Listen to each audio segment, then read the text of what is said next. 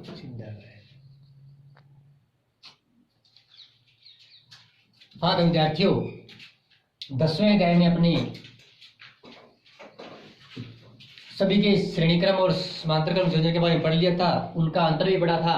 तो आपको एक मेन अंतर बताया था कि श्रेणी क्रम और समांतर क्रम में कि अपने सभी घरेलू जो परिपथ होते हैं उनको ज्यादातर श्रेणी क्रम में ही जोड़ा जाता है, ताकि परिपथ में धारा का मान जो वो ज्यादा रहे। क्योंकि श्रेणी क्रम परिपथ में क्या होता है, तार का प्रतिरोध जो होता है वो बिल्कुल ही अल्प हो जाता है, यानी कि तार प्रतिरोध करना कम कर देती है, जिससे क्या होता है, धारा का मान ज्यादा बढ़ता है। उसके अलावा अगर उसको श्रेणी क्रम में जोड़ेंगे तो अपने क्या होगा, उसका प्रतिरोध ज्यादा होगा। तो अपने श्रेणी क्रम में प्रतिरोध ज्यादा होने से उसमें क्या है, धारा का मान है कम बढ़ेगा। अब अपने इसी टॉपिक में नेक्स्ट बढ़ते हैं, घरेलू परिपथ के रूप में ही आगे बढ़ते हैं कि धारा का तापीय प्रभाव।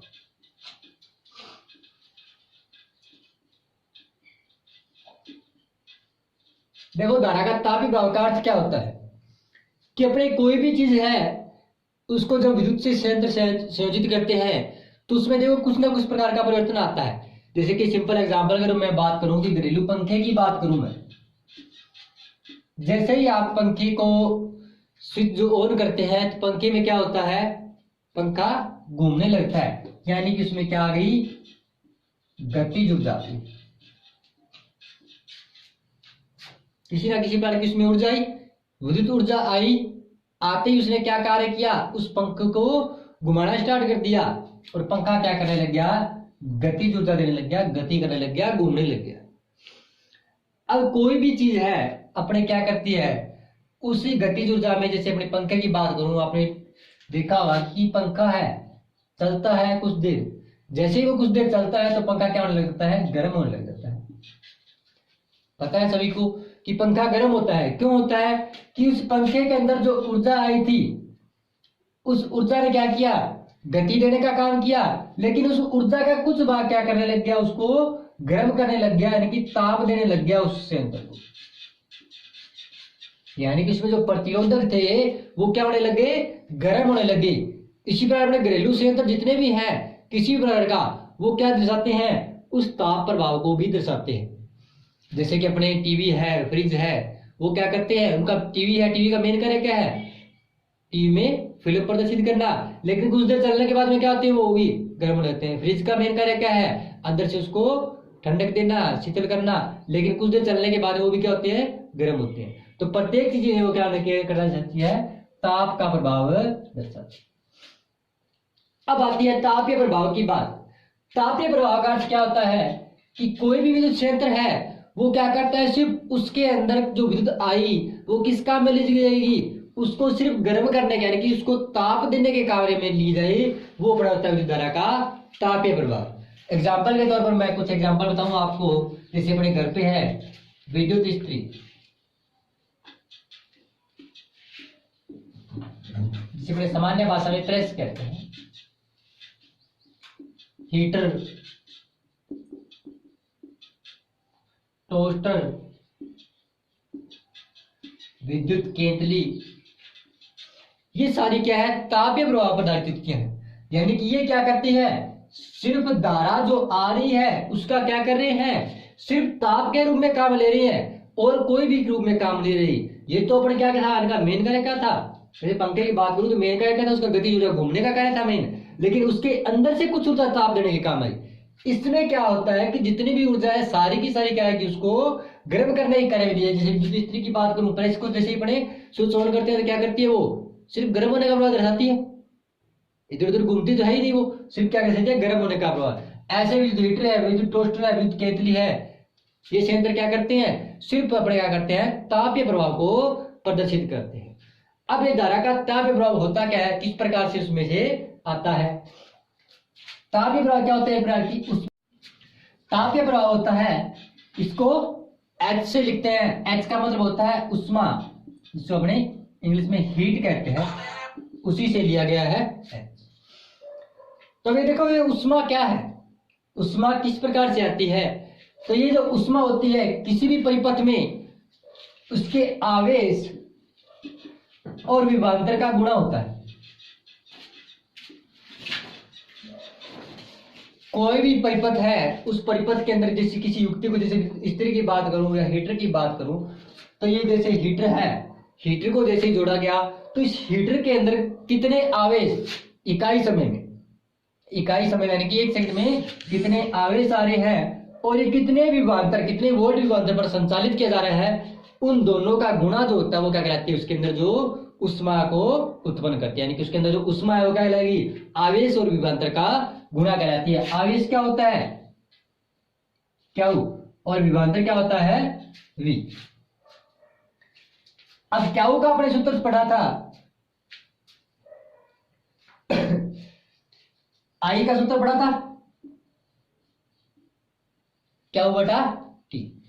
यहां से अपने क्यू का सूत्र क्या बनेगा, आई इंटू टी, तो यहां से क्यू का सूत्र बन गया आई इंटू टी। उसी प्रकार अपने ओम का नियम पढ़ा था, उसमें पढ़ा था V बराबर आई आर, यहां से आई आर,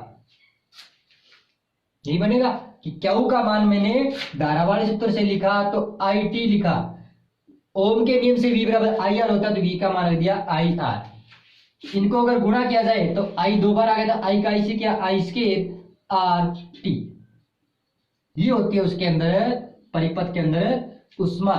कि अगर अपने को आवेश और विभवांतर देखने थोड़े से डिफिकल्ट होता है कि आवेश अपने को कम सम मात्रा में जाता है, सही सूत्र ये होता है कि आवेश और विभवांतर अब अलग अलग रूप में जिस प्रकार अपने को दिए उसके हिसाब से ज्ञात कर सकते हैं। ज्यादातर अपने को क्या दिया होता है, किसी परिपथ के अंदर धारा दी होती है, उसका प्रतिरोध दिया होता है, कितने समय के लिए चलाया गया वो दिया होता है। अब एक परिपथ को, जैसे हीटर की बात करूं, आपको हीटर का कह दे कि उष्मा कितनी है तो आपको ये तो नहीं बताएगा कितने आवेश आ रहे हैं, कितने विभवांतर आ रहे हैं, ये बताता वो बहुत कम है। ज्यादा अपने क्या बताता है कि हीटर जो है वो इतनी धारा ले रहा है, इतने समय के लिए चल रहा है, उस हीटर का प्रतिरोध इतना है, तो उसके लिए अपने ये सूत्र है। वैसे आगे इसके सूत्र और भी होते हैं कि अपने ओम के नियम से आई स्क्वायर आर टी को चेंज करेंगे तो एच का सूत्र और बन जाएगा वी स्क्वायर बटा आर इंटू टी, और एच का सूत्र एक और बन जाएगा वी आई टी। तो ये इस प्रकार से इसके टोटल 4 सूत्र बनते हैं अपने पास। एच का क्यू इंटू वी बनता है, एच का वी स्क्वायर बटा आर इंटू टी बनता है, एच का आई स्क्वायर आर टी बनता है, एच बराबर वी आई टी। ये जो है अपना मेन सूत्र है, एच बराबर आई स्क्वायर आर टी। तो जूल के, इसी को अपने क्या कहते हैं, जूल का तापन नियम भी कहते हैं, जो किसी परिपथ में क्या आती है, जो ऊष्मा उत्पन्न होती है उसके ऊपर आधारित किस प्रकार आती है, उसके लिए जूल ने एक नियम दिया था, ये होता है वो जूल का तापन, एच बराबर आई स्क्वायर आर टी। अब जिस प्रकार अपने उनका नियम पढ़ा था उसी प्रकार अपने जूल के तापन नियम में देखेंगे। तो जूल का तापन नियम के हिसाब से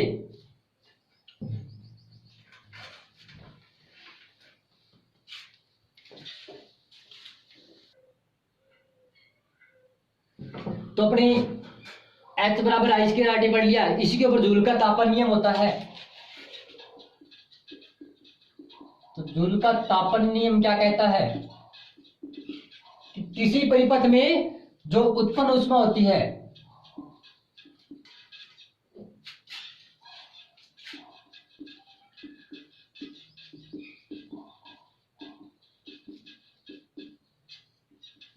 एच का मान, ये किन किन पर निर्भर करता है, नियम का मतलब होता है वो किन किन बातों पर निर्भर करता है, उसके ऊपर डिपेंड देना वो नियम होता है। जैसे उनके नियम पढ़ा था कि वी समानुपाती है, वी क्या करता है, आई पर निर्भर करता है, किस प्रकार से करता है। प्रतिरोधक की निर्भरता पूछी थी, उसमें भी अपने नियम पढ़े थे कि प्रतिरोध किस पर होता है, आर क्या होता है, एल के समानुपाती होता है, इस प्रकार से वही चीज है यहाँ। तो यहाँ क्या होता है, जो ऊष्मा होती है सबसे पहले तो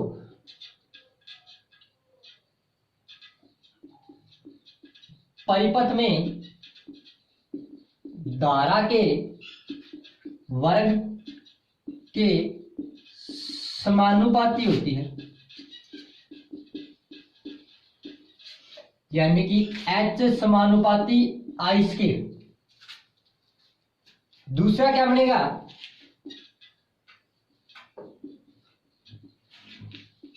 परिपथ में प्रतिरोधक तार के प्रतिरोध के समानुपाती होती है,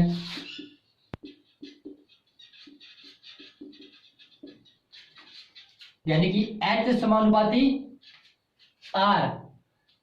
तीसरा क्या बनेगा,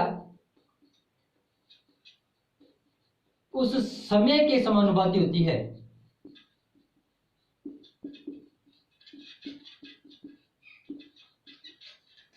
जितने समय के लिए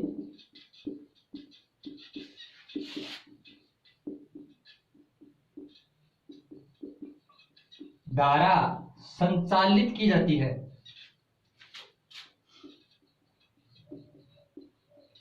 सिंपल सी बात है कि जितने समय के लिए धारा को, उसमें धारा का आगमन होता है, उस समय के समानुपाती की। तो इससे अपना ये नियम बनेगा, अगर इकट्ठा करते हैं यानी कि समेकित रूप में, तो अपना यही बनेगा H समानुपाती I स्क्वायर R T। अब आपको बताया था कि जब भी समानुपाती का निशान हटता है तो कुछ ना कुछ एक स्थिरांक आता है, यहां भी एक स्थिरांक आता है, H बराबर J I square R T। ये J क्या एक स्थिरांक है, ये J जो होता है इसको कहते हैं जूल नियतांक, और J का मान कोई भी युक्ति जोड़ दी जाए उसके लिए हमेशा 1 जूल ही होता है, चाहे किसी प्रकार की युक्ति है, बड़ी युक्ति है चाहे छोटी युक्ति, अगर वो तापीय प्रभाव पर काम करती है तो उसके लिए J का मान हमेशा 1 जूल ही होता है। इसलिए ये सूत्र इतना ही रहता है, H बराबर I square R T।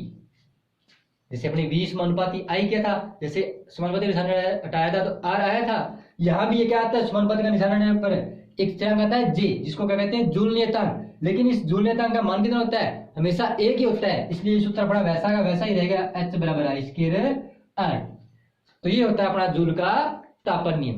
Video को रोककर इसको अच्छे से उतार लेना कॉपी में कि जूल का तापन नियम क्या होता है। इसके ऊपर आधारित युक्तियां मैंने आपको पीछे बताई थी भी थोड़ी देर पहले कि कौन कौन सी युक्तियां हैं, विद्युत इस्त्री है, टोस्टर है, यानी कि जो सिर्फ गर्म होने का प्रभाव दर्शाती है, वो इसके ऊपर युक्त युक्तियां होती है। अब इसी उष्मा के आधारित पर आधारित होती है उसकी विद्युत की शक्ति। अभी अपने पढ़ेंगे विद्युत शक्ति के बारे में।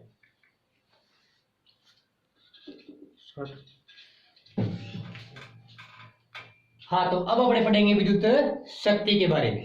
देखो विद्युत शक्ति क्या होती है, विद्युत शक्ति होती है, P से लिखते हैं पावर।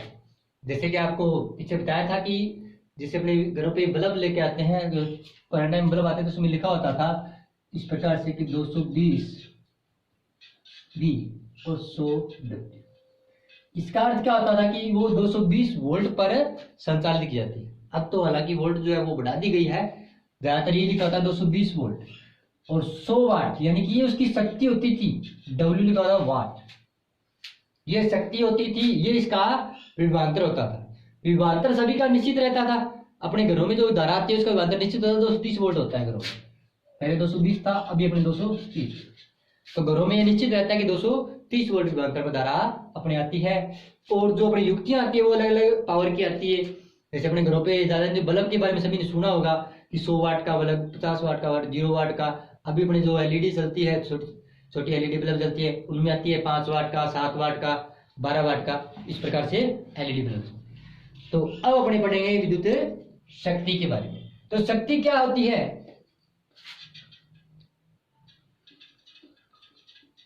इकाई समय में किया गया कार्य, यानी किसी भी परिपथ में उस युक्ति द्वारा इकाई समय नहीं कि 1 सेकंड में उसने कितना कार्य कर दिया, वो होता है उसकी शक्ति। शक्ति का सूत्र होता है कार्य बटा में समय, यानी कि W बटा में T। कार्य कौन सा, अभी आपको बताया था किसी भी परिपथ में जो उष्मा होती है उसका क्या होता है, कार्य होता है। क्या पढ़ा था उसमें, H जो होती है वही था W अपना। क्या पढ़ा था स्टार्टिंग में, Q इंटू V पढ़ा था, उसी का मैंने सूत्र आपको बताया था। Q का अगर मान IT करते हैं इंटू V, तो ये क्या बनेगा भाई, VIT। तो यहां से P का मान क्या आ जाएगा, W का मान आएगा VIT बटा में T, T से T कैंसल, तो P का मान क्या बच गया अपनी VI। यानी कि विभवांतर और धारा का जो गुणनफल होता है वो क्या कहलाती है, उस संयंत्र की क्या कहलाती है, शक्ति कहलाती है। यानी कि उस संयंत्र में जितनी धारा आ सकती है और कितने वोल्ट पर वो संचालित किया जाता है वो क्या कहलाती है, दोनों का गुणनफल करने पर अपने क्या आ जाएगी, इस परिपथ की शक्ति आ जाएगी। इसी के आधार पर अपने सभी चीजों की शक्ति निकाली जाती है। जैसे कोई भी अपने घरेलू परिपथ में पंखा चल रहा है, बल्ब चल रहा है, टीवी चल रहा है, तो उसका P बराबर V आई। अब इसी शक्ति के अंदर शक्ति का मात्रक होता है, वो होता है वोल्ट। अब थोड़ा ध्यान रखना कि अपने पीछे एक पड़ा था वोल्ट, लिखने में हिंदी में लिखने में थोड़ा एक जैसा ही है, वो वोल्ट है, ये वोट है, उसको अपने इस प्रकार से लिखा था वोल्ट, और ये वोट, इसको लिखते हैं डब्ल्यू। तो शक्ति का मात्रक हो गया वाट यानी कि डब्ल्यू। वैज्ञानिक था इसका भी जेम्स वाट, जिसने भाप के इंजन का आविष्कार किया था। उसी व्यक्ति के नाम के आधार पर उसने शक्ति की खोज की थी, उसके आधार पर नाम रख दिया इसका वोल्ट। तो P का सूत्र आ गया अपने VI। जैसे मैंने आपको यहां बताया था कि इसके भी अलग अलग सूत्र बनते हैं, वैसे ही भी इसके सूत्र बनते हैं। इसका सूत्र VIT।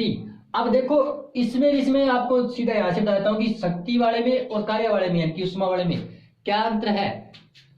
मैं यहां सूत्र लिखता हूं, H बराबर I² RT लिखा था, H बराबर VIT लिखा था, और H बराबर V² बटा R इंटू। अगर उष्मा का सूत्र याद है तो शक्ति का सूत्र भी ऑटोमेटिक याद है कि जो उष्मा के सूत्र है उसमें से T हटा दो, अपने पास शक्ति के सूत्र आ जाएंगे। तो देखो पहले अपना शक्ति का सूत्र VI, H का सूत्र VIT था, T हट गया, अपने VI बचा। दूसरा शक्ति का सूत्र क्या बनेगा, I² इंटू R बनेगा, क्योंकि सिर्फ अपने क्या करना है, T हटाना है। तीसरा क्या बनेगा, V² बटा R। तो शक्ति के अपने को तीनों सूत्र इसी बार से याद रखने पड़ेंगे, क्योंकि जब सवाल आते हैं अपने पास क्वेश्चन निकल के न्यूमेरिकल के रूप में, तो उनमें क्या आता है, कई बार अपने को विभवांतर और धारा दी है, कई बार धारा और प्रतिरोध दी है, तो जो दो चीजें दी अपने को उसके आधार पर अपना सूत्र लग जाएगा। जैसे मान लो कि कोई अपने को सवाल दे कि उसमें V का मान और I का मान बता दे, तो अपने सूत्र ये रहेगा VIT। और अगर अपने को I का मान और R का मान दे दे, तो फिर अगर अपने VIT वाला सूत्र लगाए तो कैसे निकल जाएगा, तो फिर अपने I और R वाला सूत्र लगाएंगे, या तो फिर अपने ओम के नियम से उसके दोबारा मान याद करने पड़ेंगे, या फिर अपने डायरेक्ट सूत्र याद रखो। दोनों में से कोई भी चीज कर सकते हैं, तो अपने डायरेक्ट सूत्र याद रखेंगे, सिंपल है अपने पास। उष्मा का याद रखेंगे, शक्ति का अपने पास ऑटोमेटिक याद रहेगा। तो P का मान आ गया VI। अभी अपने शक्ति के इकाई मात्रा की बुला पढ़ते हैं कि 1 वाट शक्ति। 1 वाट शक्ति का मात्रक जिस प्रकार अपने वोल्ट का पढ़ा था, एम्पियर का पढ़ा था, 1 ओम का पढ़ा था, उसी प्रकार 1 वाट। तो 1 वाट का मात्रक यानी कि P का मान कितना आना चाहिए, 1 आना चाहिए। तो वही चीज आपको बताई थी, 1 कब आएगा, तो दोनों चीजें आगे बढ़ के आ जाएगी, 1 आ जाएगी। और अब दोनों चीजें 1 कैसे आएगी, यानी कि V का मान भी 1 और I का मान भी 1, यानी कि जब किसी संयंत्र को 1 वोल्ट विभवांतर पर संचालित करने पर